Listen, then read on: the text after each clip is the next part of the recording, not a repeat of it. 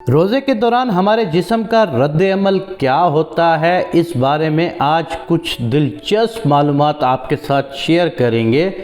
پہلے 2 روزے پہلے ہی دن بلڈ شوگر لیول گرتا ہے، یعنی خون سے چینی کی مضر اثرات کا درجہ کم ہو جاتا ہے، دل کی دھڑکن سست ہو جاتی ہے اور خون کا دباؤ کم ہو جاتا ہے، یعنی بی پی گر جاتا ہے۔ اعصاب جمع شدہ گلائکوجن کو آزاد کر دیتے ہیں، جس کی وجہ جسمانی کمزوری کا احساس اجاگر ہو جاتا ہے۔ زہریلے مادوں کی صفائی کے پہلے مرحلے میں نتیجتاً سر درد، چکر آنا، منہ کا بدبودار ہونا اور زبان پر مواد کا جمع ہونا ہے۔ تیسرے سے 7ویں روزے تک جسم کی چربی ٹوٹ پھوٹ کا شکار ہوتی ہے اور پہلے مرحلے میں گلوکوز میں تبدیل ہو جاتی ہے۔ بعض لوگوں کی جلد ملائم اور چکنی ہو جاتی ہے، جسم بھوک کا عادی ہونا شروع ہو جاتا ہے اور اس طرح سال بھر مصروف رہنے والا نظام ہاضمہ رخصت مناتا ہے، جس کی اسے شدت سے ضرورت ہوتی ہے۔ خون کے سفید جرثومے اور قوت مدافعت میں اضافہ شروع ہو جاتا ہے۔ ہو سکتا ہے روزے دار کے پھیپھڑوں میں معمولی تکلیف ہو، اس لیے کہ زہریلے مادوں کی صفائی کا عمل شروع ہو چکا ہوتا ہے۔ انتڑیوں اور کولوں کی مرمت کا کام شروع ہو جاتا ہے۔ انتڑیوں کی دیواروں پر جمع مواد ڈھیلا ہونا شروع ہو جاتا ہے۔ 8ویں سے 15ویں روزے تک آپ پہلے سے توانا محسوس کرتے ہیں، دماغی طور پر چست اور ہلکا محسوس کرتے ہیں۔ ہو سکتا ہے پرانی چوٹ اور زخم محسوس ہونا شروع ہوں، اس لیے کہ اب آپ کا جسم اپنے دفاع کے لیے پہلے سے زیادہ فعال اور مضبوط ہو چکا ہوتا ہے۔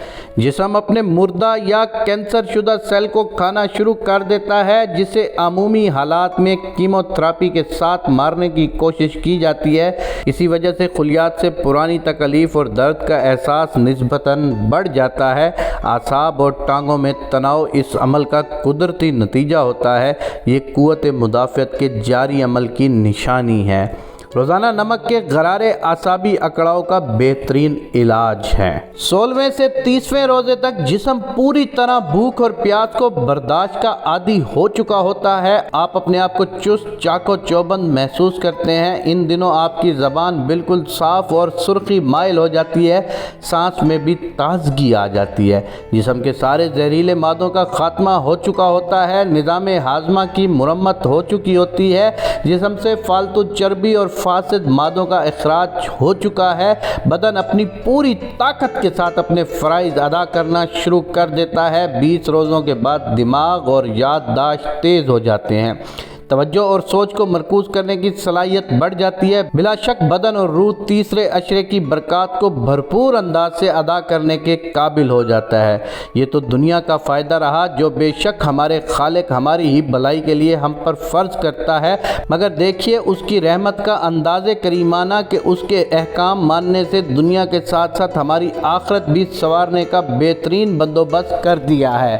آج کل روزے دار روزہ رکھتے ہیں اور کہتا ہے کہ مجھے کمزوری ہو رہی ہے، کوئی کہتا ہے مجھے فلاں مسئلہ ہے، شاید میں روزہ نہ رکھ سکوں، لیکن روزہ رکھنے کا فائدہ آپ کو بتانا یہ ضروری ہے کہ بھائی صاحب، روزے سے آپ کو وہ تمام بیماریوں سے چھٹکارا مل سکتا ہے جو آپ روزہ نہ رکھنے کے بہانے کے لیے استعمال کرتے ہیں۔ میرے دوستو، روزہ ایک طبعی طور پر آپ کی صحت مندانہ زندگی کے لیے بہت ضروری ہے۔ یا اللہ ہمیں اس رمضان میں صحت تندرستی سے ساتھ روزہ رکھنے کی توفیق عنایت فرما، آمین یا رب العالمین۔